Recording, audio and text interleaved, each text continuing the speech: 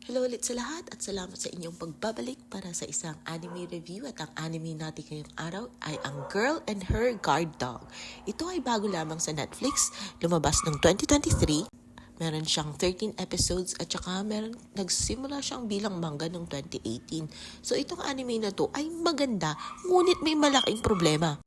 Paano nga ba ang problema? Pag-usapan natin ang dalawang bida, si Heiya at saka si Isaku.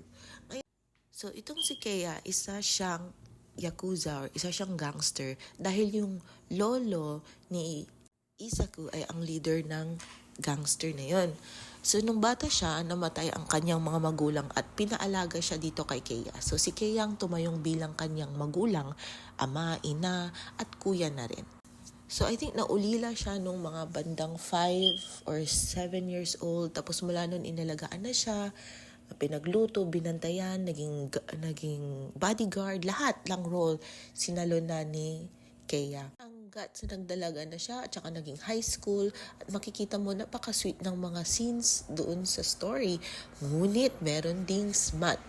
Kung alam mo yung smart, good. Kung hindi, well, balikan mo na lang ako. Research mo muna. So, doon tayo nagka-problema kasi nga controversial yung ganong issue. Tingnan nyo, mula pagkabata, nandiyan na siya sa side ng babae. Lagi siyang nandoon na tagapag-alaga. Ngunit nagkaroon sila or nagka-developan sila ng feelings later on nung naging high school na si girl kasi naging classmate niya to. Nagpanggap siya bilang estudyante na kaedad niya para maging high school. So, late niya na rin na-realize na meron pala siyang feelings para kay girl. Pero ngunit si girl mula noon palang pagkakilala niya na in love na siya. Kasi nga, syempre, siya yung buong mundo niya. Pero ganun din naman si guy. So, wala naman ako personally problema sa age gap nila. Ngunit, isa common world natin ngayon, malaking issue to kasi it's two times ng edad niya. At saka, R18 tong anime na to, so it's definitely not recommended para sa mga below na yung mga wala pang muwang sa mundo. Katulad nga lagi ng sinasabi ko, hindi lahat ng anime ay cartoons na pwede para sa bata.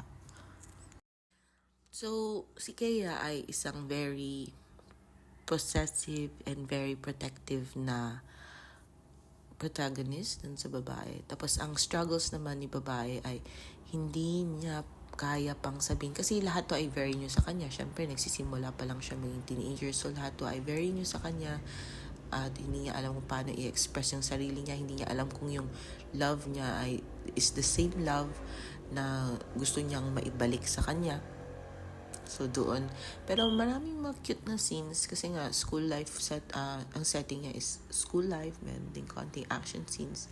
Contented naman din ako sa ending kasi maganda din yung ending at hindi naman siya bitin. Of course, kung gusto niyo pa magbasa, meron naman manga para for more details.